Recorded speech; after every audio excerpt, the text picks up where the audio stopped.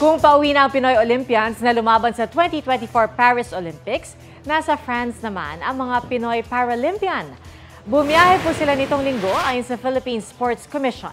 Para po yan sa 2024 Paralympics sa Paris na magsisimula sa August 28 at tatagal hanggang September 8. Binubuo ng 6 na atleta ang Philippine delegation para sa kompetisyon.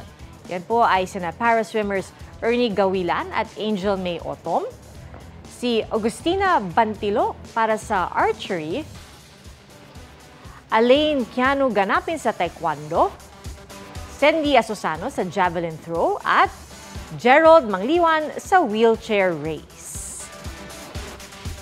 Kapuso, para sa mga maiinit na balita, mag-subscribe sa GMA Integrated News sa YouTube. Sa mga kapuso naman abroad, subaybayan nyo kami sa GMA Pinoy TV at sa www.gmanews.tv.